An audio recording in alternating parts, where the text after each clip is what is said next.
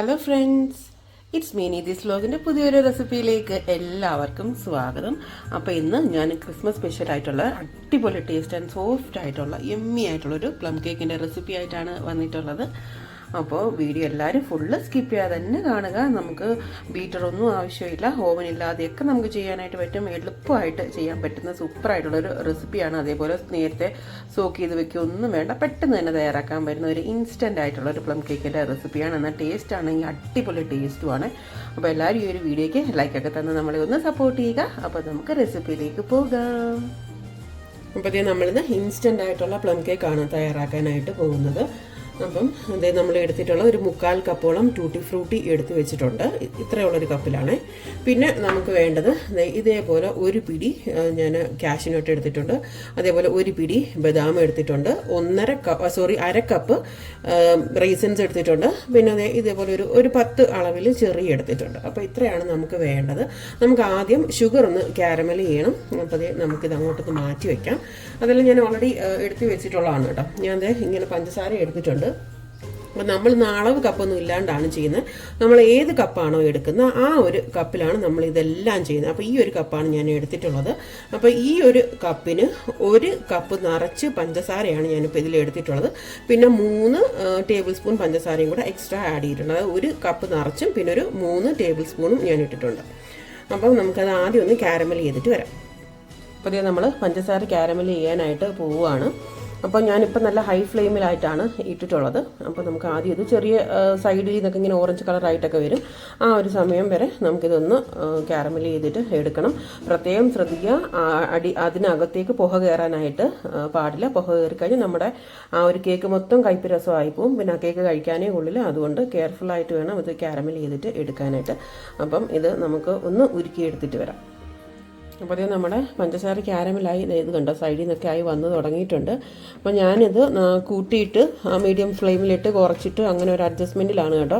പുക കയറാതെ ആ ഒരു രീതിയിൽ വേണം കേട്ടോ നമ്മളിത് കാരമൽ ചെയ്തിട്ട് എടുക്കാനായിട്ട്. പുക കയറി കഴിഞ്ഞാൽ ഞാൻ പറഞ്ഞതുപോലെ അത് മൊത്തം കയ്പ്പ് രസമായിപ്പോൾ നമ്മുടെ കേക്ക്. അപ്പോൾ ഇത് മൊത്തത്തിൽ നല്ല രീതിയിലൊന്ന് അലിഞ്ഞ് വരുന്നവരെ നമുക്ക് ചെയ്തെടുക്കാം. ഇത് കണ്ടോ, അപ്പോൾ ആ ഒരു നല്ലൊരു കളറ് വരണം. അപ്പോൾ കളറിൻ്റെ പരുവമൊക്കെ ഞാൻ കാണിച്ചു തരാം. അപ്പോൾ ഇത് നന്നായിട്ടൊന്ന് കാരമലായി വരട്ടെ. അപ്പോൾ ഏകദേശം നമ്മുടെ കാരമലായിട്ട് വരുന്നുണ്ട്. കളർ ചേഞ്ച് കൂടെ വരണം. ചെറിയ രീതിയിലുള്ള കളറേ ആയിട്ടുള്ളൂ. ഇത് നമ്മുടെ ഷുഗർ കാരമൽ ഇവിടെ റെഡി ആയിട്ടുണ്ട്. അപ്പോൾ ഞാനതിൻ്റെ കളർ ഒന്ന് കാണിച്ചു തരാം. കണ്ടോ, ഈ ഒരു കളർ ആവുന്നവരെ നമ്മൾ ചെയ്യണം. അതിൽ കൂടുതൽ കളർ ആയിക്കഴിഞ്ഞാൽ കയ്പ്പ് രസം വരും. അതുകൊണ്ട് ഈ ഒരു കളറിൽ നമ്മളെപ്പോഴും മാറ്റുക. ഇതിനെക്കാട്ടി കുറച്ച് കളർ ആയിക്കഴിഞ്ഞ് കഴിഞ്ഞാൽ ഒരു കേക്കിന് നല്ല കളറും ഉണ്ടാവില്ല. ഇനിയിപ്പം ഈ ഒരു സമയത്ത് നമ്മൾ കുറച്ച് 1/2 ഗ്ലാസ് ഇതേപോലെ വെള്ളം എടുത്തിട്ടുണ്ട്. ആ വെള്ളം നമുക്കിതിലേക്ക് ഒഴിച്ചു കൊടുക്കാം. ഞാൻ സിമ്മിലിട്ടിട്ടാണ് കേട്ടോ ഇതൊക്കെ ഒഴിക്കുന്നത്, അല്ലെങ്കിൽ കൈ തെറിച്ച് വീഴും. അപ്പോൾ അതൊക്കെ ശ്രദ്ധിച്ചൊഴിക്കുക.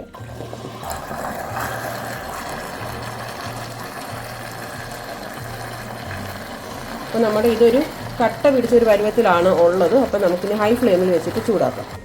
അങ്ങനെ നമ്മുടെ കാരമൽ സിറപ്പിന് നല്ലൊരു കളർ വന്നിട്ടുണ്ട്. അപ്പോൾ ഈ കട്ട പിടിച്ചിരിക്കുന്നതൊക്കെ അതിനെ ഒന്ന് ലൂസാവുന്നത് വരെ ഇളക്കിയൊന്നും കൊടുക്കണ്ട. ഞാനൊന്ന് നോക്കിയതാണ് കട്ട മാറിയോ എന്നറിയാനായിട്ട്. അപ്പോൾ അതൊന്ന് ലൂസാവട്ടെ. അപ്പോൾ ഇത് നമ്മുടെ ഈ തീയൊക്കെ ഞാൻ സിമ്മിലാക്കിയിട്ടുണ്ട്. അപ്പോൾ ഇനിയിപ്പോൾ നമ്മൾ എടുത്ത് വെച്ചിട്ടുള്ള ടൂട്ടി ഫ്രൂട്ടി നമുക്ക് ഇതിലേക്ക് സോക്ക് ചെയ്യാനായിട്ട് ഇട്ട് കൊടുക്കാം.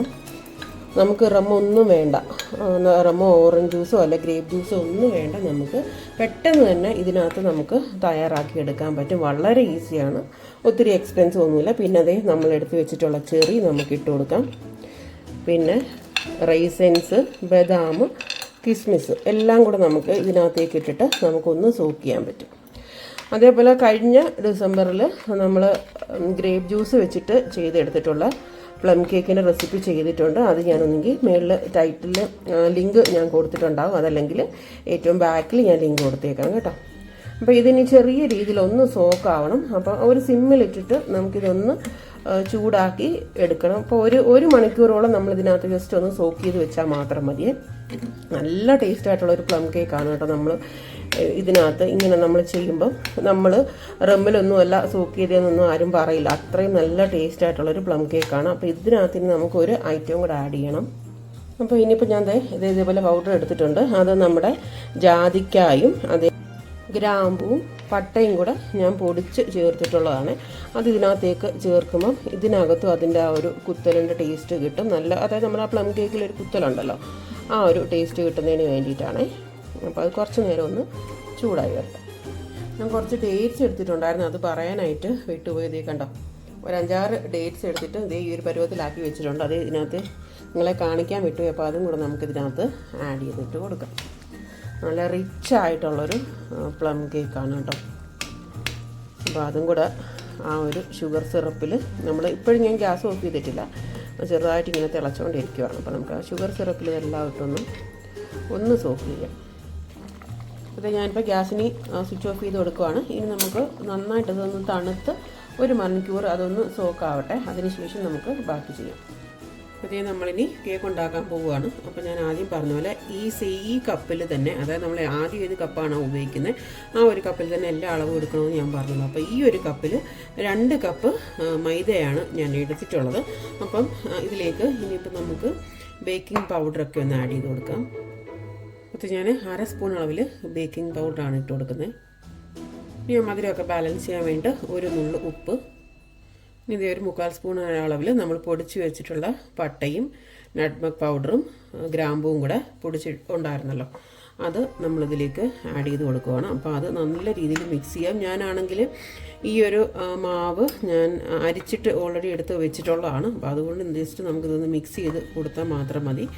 നിങ്ങൾക്ക് വേണമെന്നുണ്ടെങ്കിൽ ഒരു നുള്ള് അളവിൽ ബേക്കിംഗ് പൗഡർ വേണമെങ്കിൽ ആഡ് ചെയ്ത് കൊടുക്കാം. കാരണം ഞാനിപ്പോൾ ആഡ് ചെയ്യാത്തത് കാരണം ഇവിടുത്തെ ബേക്കിംഗ് സോഡ നല്ല പവർഫുൾ ആയിട്ടുള്ള ഒരു ബേക്കിംഗ് സോഡയാണ്. അപ്പം അതിൻ്റെ കൂടെ ബേക്കിംഗ് പൗഡറും കൂടെ ആഡ് ചെയ്യുവാണെങ്കിൽ ചിലപ്പം ഭയങ്കര സോഫ്റ്റായി പോകും. നല്ല ഒപ്പം തന്നെ നല്ല സോഫ്റ്റ് ആയിരിക്കും, പിന്നെ ഒരുപാട് അങ്ങ് ഇതായി പോകും. അതുകൊണ്ടാണ് ഇപ്പോൾ നിങ്ങൾക്ക് വേണമെന്നുണ്ടെങ്കിൽ ബേക്കിംഗ് പൗഡർ ബേക്കിംഗ് സോഡ നിങ്ങൾക്ക് ആഡ് ചെയ്ത് കൊടുക്കാം.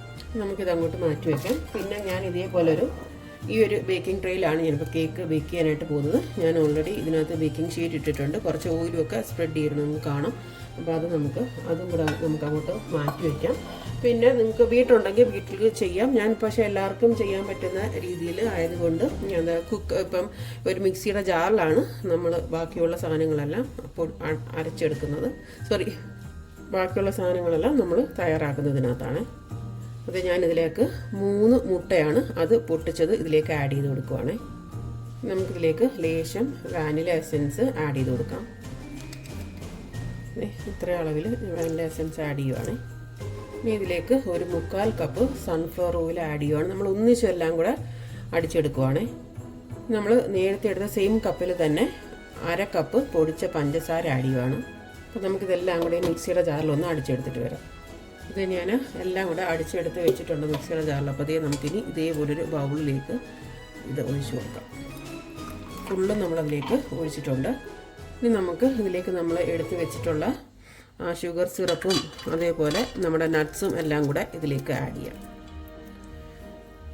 അപ്പോൾ ഇനി നമുക്കിതിലേക്ക് കുറച്ച് മാവ് ഇടാം. മാവിട്ട് കുറേശ്ശെ ഇട്ടിട്ട് നമുക്ക് എല്ലാം ഒന്ന് മിക്സ് ചെയ്തെടുക്കാം. മിക്സ് ചെയ്യുന്നതൊക്കെ പല പ്രാവശ്യം നമ്മൾ കാണിച്ചിട്ടുണ്ട്. അപ്പോൾ ഞാൻ മിക്സ് ചെയ്ത് നിങ്ങളെ കാണിക്കുന്നില്ല. ഇത് മൊത്തം ഞാൻ ചെയ്തെടുത്തതിന് ശേഷം നിങ്ങളെ കാണിക്കാം, അല്ലെങ്കിൽ വീഡിയോ ഒരുപാട് ലെങ്തി ആവും.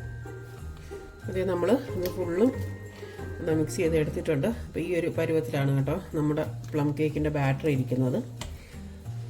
അപ്പോൾ നമുക്ക് നമ്മുടെ ഈ ഒരു ട്രേ എടുത്ത് വെച്ചിട്ടുണ്ട്, അതിലേക്ക് ഇത് ഒഴിച്ചു കൊടുക്കാം.